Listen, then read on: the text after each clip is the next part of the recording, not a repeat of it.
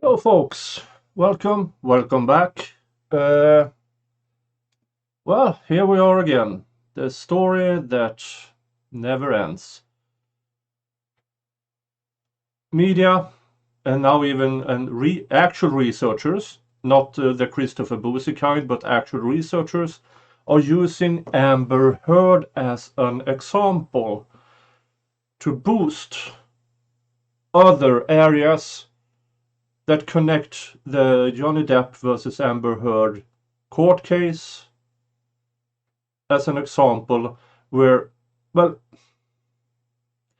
let's just go in on what, because in the beginning of this interview, there are some important areas that we should reflect over. But let's go here. And specific motivations differed, there was a common thread behind the recent resignations of New Zealand Prime Minister Jacinda Ardern and Scotland's First Minister Nicola Sturgeon. That's misogynistic trolling and gender-based disinformation online. Well,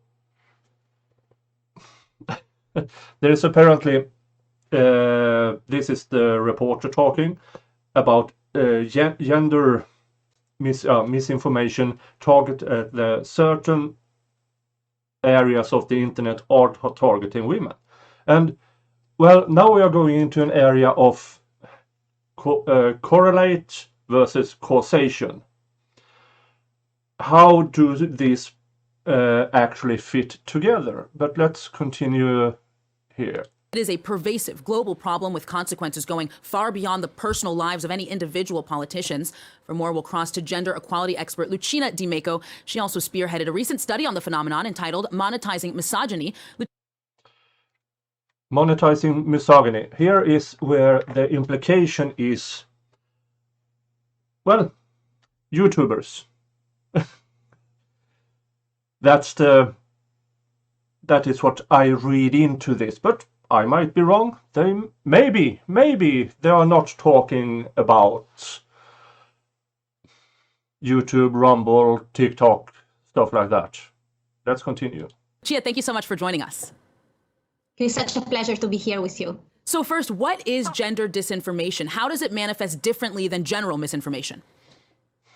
About gender disinformation when really the fake content that can be both at the level of images that are very prevalent when it comes to women as well as narratives really are very gendered in their nature and most often target women, particularly women leaders and women journalists.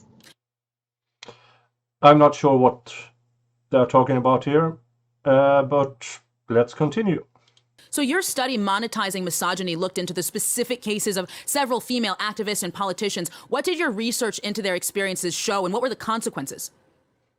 We see that all over the world, women are targeted with overwhelming amounts of fake content, abusive images that then lead to death threats and really abusive trolling campaigns that have enormous consequences on their lives of their families. We see rape threats of their young children being an ever more common tactic used to try and discourage those women from continuing in their political career and in the very important political battles that they are doing.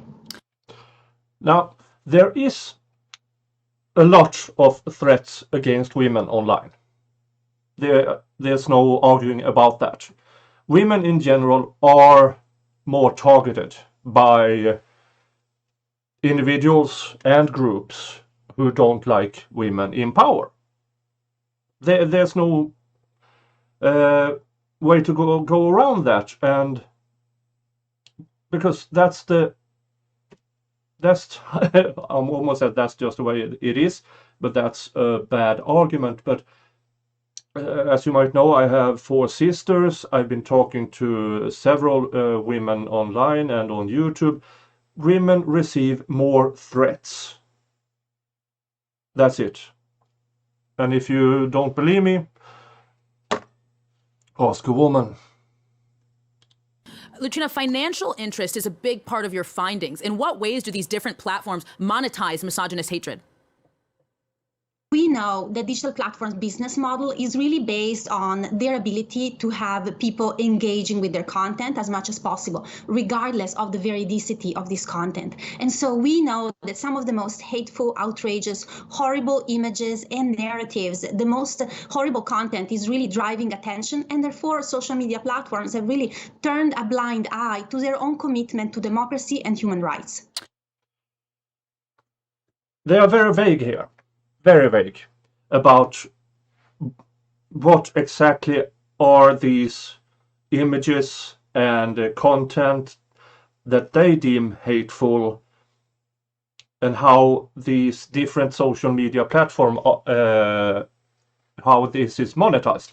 Now, I can only think of YouTube as, well, there are a lot of suspect YouTube channels, but when it comes to criticism, normal criticism, like, for instance, what I do, I don't give a flying fork about the gender of the person I am criticizing. If I have, let's just watch my Andrew Tate content and the content about Amber Heard. I don't care if one is a woman and one is a man. It's about how they act.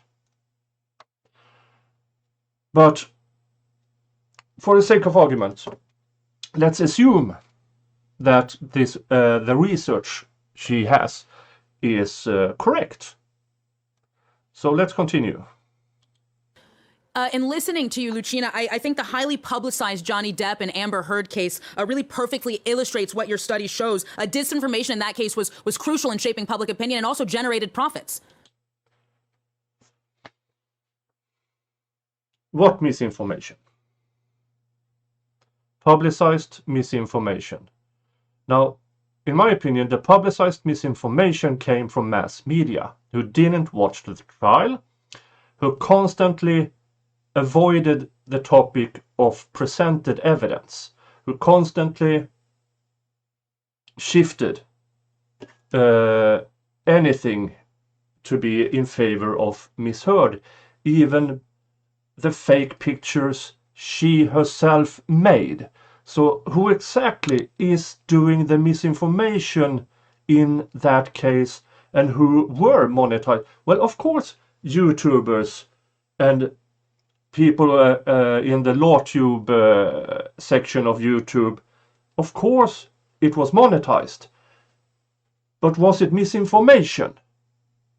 I argue that the misinformation, monetized misinformation, came from mass media.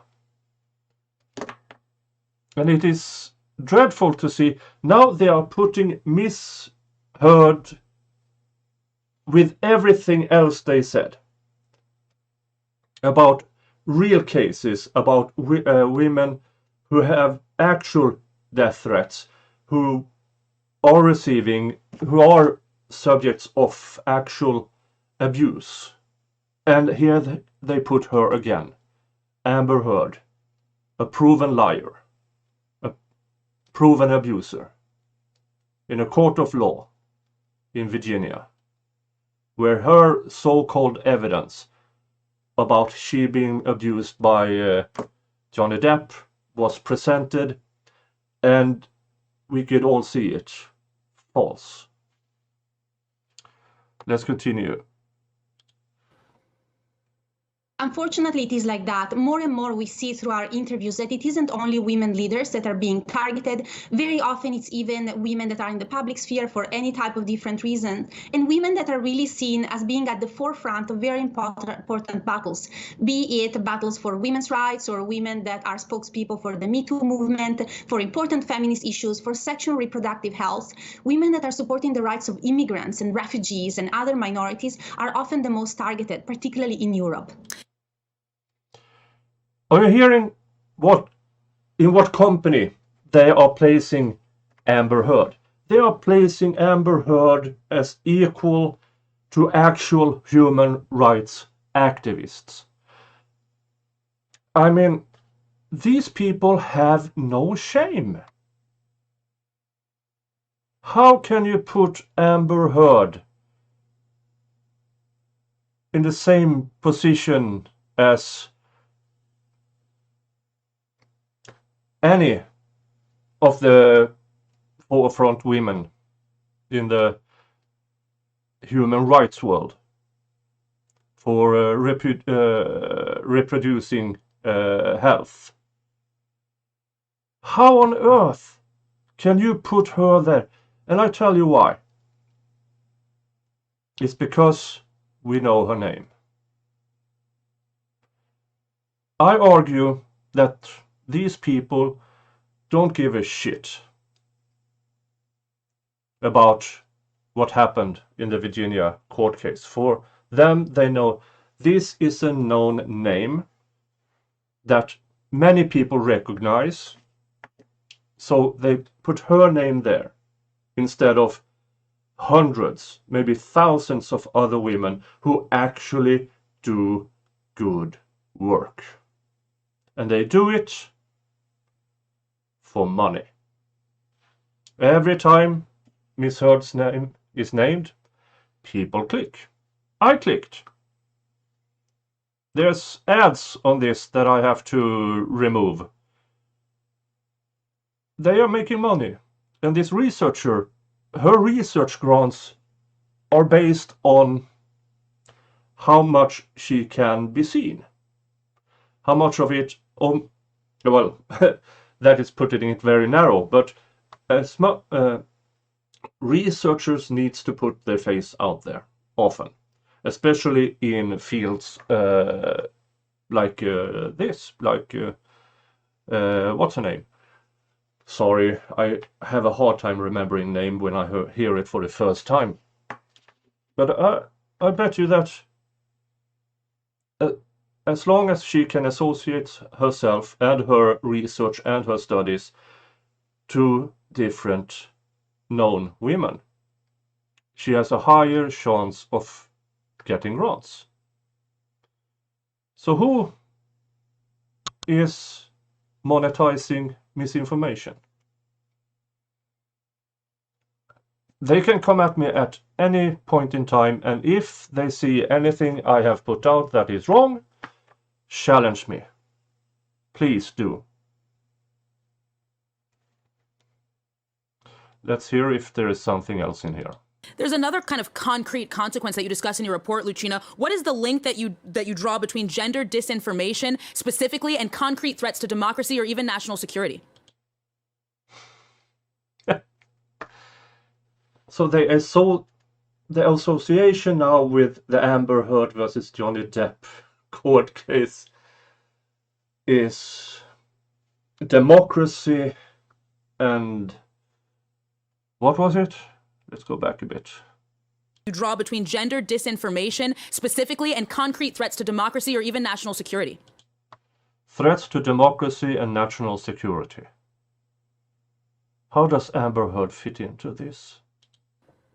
Absolutely. So first of all, I say we cannot think of a democracy when more than 50% of the population isn't fully participating because they're being discouraged from speaking out, because they're being really silenced. And oh, that's it. The narrative of Amber Heard being silenced. The narrative of Amber Heard not being allowed to speak out. Amber Heard spoke out. Amber Heard was not silenced. Amber Heard chose to lie. There's a difference. Free speech does not include defamation.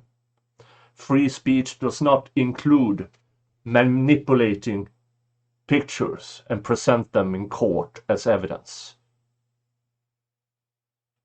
For everyone's sake, there are so many women out there that deserves this platform that France 24 is offering, but they chose Amber Heard.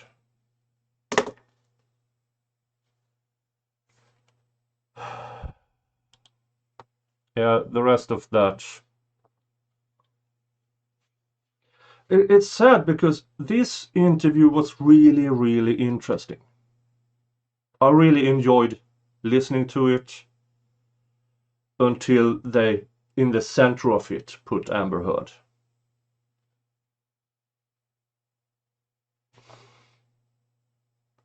Why do they keep doing this? I don't know. Well, I do know.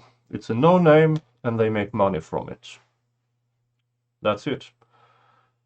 Because if we, in the case of putting Amber Heard in the center of things, then it's the mass media, newslets, news organizations. When they put her in the center of this actually a very important issue, they are the ones that monetize misinformation. That's it for me for today. Like, subscribe, push that bell button. You all have a nice day, and I'll talk to you later.